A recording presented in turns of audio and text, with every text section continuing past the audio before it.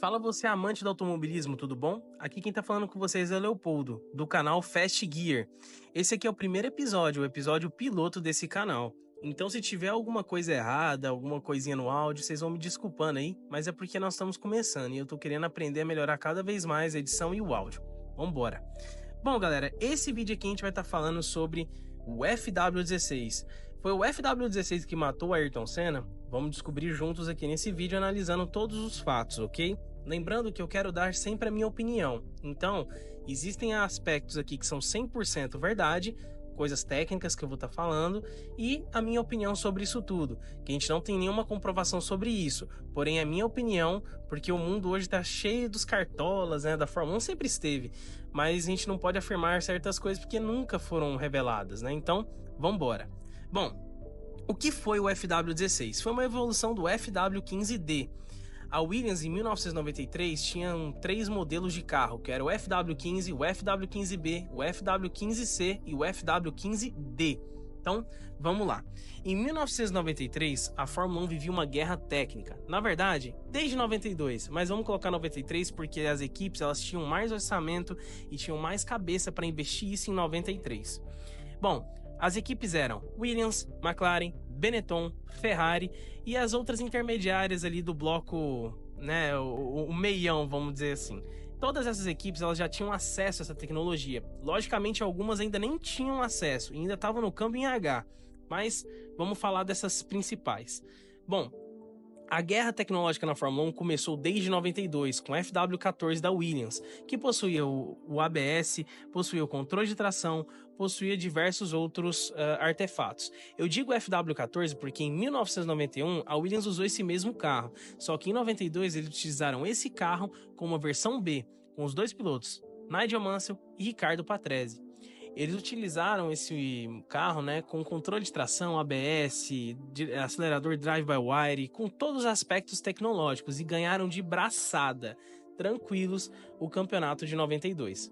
Para 93 eles utilizariam o mesmo conceito feito por Adrian Newey, e dessa vez um pouquinho até melhor, já que, na minha opinião, o Patrese sempre foi um segundo piloto e o Mansell era arrojado demais, só que um pouco maluco. Eles utilizaram os 2 pilotos dessa vez, o Alain Prost e o Damon Hill. Hill que estava vindo, né, das categorias de base da Fórmula 3000, que tinha andado 1 ano na Brabham Jude, que é um carro lindo, sem dúvidas, um carro lindo. E o Prost é o Prost, né, não preciso nem falar, né, quem que é o professor. Então, com o veto de Ayrton Senna pelo Prost no GP de Estoril de 92 na Williams para 93, o Prost assumiria o carro que foi guiado antes por Mansell. Bom, não preciso nem falar. Mais um ano perfeito da Williams. Logicamente o Senna com o MP48 também andou muito bem. O problema do MP48 é que ele tinha sim já controle de tração, ABS, toda essa parte tecnológica igual a Williams, mas ele não possuía um motor muito bom. Eles usavam um motor Ford, que era um motor de segunda linha até a metade do campeonato, porque a Benetton era quem tinha o contrato de fábrica com a Ford. Então toda essa parte técnica desenvolvida para o motor ia primeiro para a Benetton e depois para McLaren. Mas então, vamos para 94. Bom, o principal erro da FIA, e isso eu digo com 100% de exatidão, foi ter banido a eletrônica de uma vez para 94 e não ter corrigido alguns aspectos que eu vou estar falando aqui. Os primeiros aspectos. Bom, quando você tira a eletrônica de um carro, na minha opinião, eles precisavam de ter tido mais testes para elaborar esses carros. A pré-temporada ocorreu diversos acidentes, porque basicamente as equipes pegavam o carro do ano passado, de 93, tiravam essa eletrônica e criavam um protótipo, que foi, por exemplo, o que a Williams fez. Ela fez o FW15D, que foi o primeiro carro que o Senna andou, né, na Williams, nos testes de pré-temporada, lá no Estoril e depois em Magny-Cours. Então, ele mesmo disse que, gente, é um carro totalmente desbalanceado, um carro difícil de guiar, mas é um carro rápido, porque o motor Renault na reta era um carro absurdo, era um motor absurdo. Então, esse, na minha opinião, foi o primeiro erro. As equipes tiveram pouquíssimo tempo para se adequar às novas partes do regulamento. Ah, Leopoldo, mas vamos lá. Você desde 93 foram avisados, né? As equipes foram avisadas, correto. Só que pensa comigo, a evolução tecnológica, o pensamento tecnológico de 91, final do ano, 92, 93, estavam assim sendo desenvolvidos a todo momento. Então as equipes tiveram pouquíssimo tempo, principalmente aquelas de baixo orçamento, para já começar a pensar num carro novamente passivo, sem nenhum tipo de eletrônica. Essa é a minha opinião, tá bom? O segundo aspecto, os circuitos. Os circuitos não estavam preparados para receberem carros mais desbalanceados. Tanto que, infelizmente, né, na morte do Roland Ratzenberger em Imola, né, em 94, ele bateu no muro de concreto, ok? Então, assim, realmente uma coisa que a FIA tinha que ter pensado, né? Pô, a gente tá indo para um regulamento que é um carro mais difícil, que eles já sabiam disso. Vamos fazer o seguinte, vamos melhorar a segurança dos circuitos. Logicamente, o esporte, a Fórmula 1 é muito perigoso, mas não custa nada você melhorar a segurança, criar áreas de escape, criar áreas de desaceleração, barreira de pneus, que na época funcionava bem. Bom, vamos continuar. E agora, assim, um erro que muita gente comete, né, ao analisar essa temporada é falar que essa temporada já estava assombrada. Na verdade, ela começou já de um jeito não muito legal, mas eu não quero colocar a parte mística aqui no vídeo para não misturar as coisas. Então vamos lá. Em 94, a Williams criaria o FW16, que era uma evolução do FW15D. No FW15D eles testaram, né, uma coisa que o Senna pediu, que era abrir um pouco mais aquela parte do cockpit onde passa a mão para virar o volante, porque na McLaren era mais aberto e ele se queixava bastante de estar batendo a mão bastante, né, naquele lado.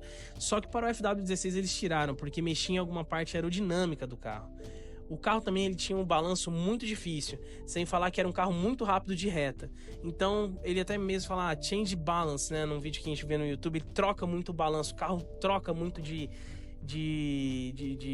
estabilidade, é um carro muito instável.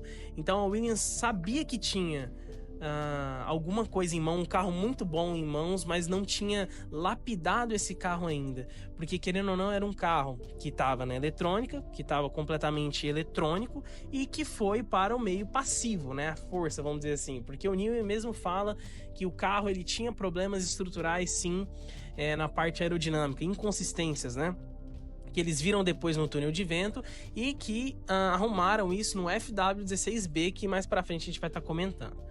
A culpa é do Newey? A culpa é da Williams? Não. Todas as equipes não querem perder um piloto, né? Vamos supor, eles saem de casa todo dia e falam, cara, a gente vai fazer um carro bom, a gente vai tentar o máximo que a gente pode. Tanto que o corpo técnico da Williams naquela época era um dos melhores corpos técnicos, né, da Fórmula 1. Eu acho que de 91 até 97... para mim, foi um dos melhores corpos técnicos da Fórmula 1 inteira que eu já vi. Então, essa parte, né, de a culpa é do Newey, a culpa é da Williams, eu não vou mentir pra vocês. Eu sei que é muito difícil como fã. Eu também não aceitei a morte do Senna, né, uma batida, uma tragédia que aconteceu. Mas eu não quero também colocar a culpa na Williams e no Newey, porque da mesma forma que eles acharam os erros, eles estavam tentando corrigir. Tanto que tiveram atualizações para o GP de San Marino, e tanto que a Fórmula 1, depois disso, né, que na minha opinião, uma irresponsabilidade, aumentou a altura do carro, né, com uma prancha de madeira em relação ao chão.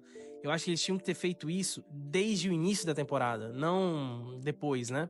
Bom, então vamos analisar alguns outros aspectos. A Fórmula 1, ela iniciou, né, no Grande Prêmio do Brasil. O Senna fez a pole, colocando 2 décimos em cima do Schumacher. O carro de reta, como ele mesmo disse, era um carro muito bom. E a prova de que o carro não era totalmente ruim, não era um carro horrível, né, como muitos falam, é que o Senna fez a pole. Logicamente tem o braço do Senna, mas também tem o equipamento. Porque a gente sabe muito bem que em 92 o Senna tinha um carro, entre aspas, eletrônico com a McLaren, mas também que era um carro muito difícil, muito ruim, quebrava demais. E mesmo assim ele ainda ganhou 3 corridas e diferentemente não seria com a Williams. Ele faz a pole, uma pole assim que no Brasil a galera vibra demais, né? Um carro muito difícil de guiar, dizendo ele, e ele consegue fazer a pole. Então ele faz a pole e a gente vai para a corrida. Na corrida o Senna larga muito bem, inclusive o Alesi chega a passar ali o Schumacher, né, na primeira curva, na curva do S, e o alemão acabou ficando para trás um pouco. Só que na parada dos boxes, né, por uma intervenção da própria Benetton, quebrando o regulamento, eles tiram ali o filtro de gasolina onde passa pela bomba de combustível e eles ganham tempo ultrapassando o Senna dentro dos boxes. E aí eu acho que foi o ponto derradeiro, porque o carro do Senna, pelo que eu vi, né? Pelo que eu tava analisando dos vídeos, é um carro muito difícil, né? E não só muito difícil, como também agora ele tinha a pressão de passar o Schumacher para ganhar em casa. E como esse carro trocava, né? Ele era inconsistente, ele tinha aspectos numa volta, na outra outro, na outra tal. Então ele achou, né, no caso, na minha opinião, eu acho que foi muito mais difícil dele estar chegando no Schumacher.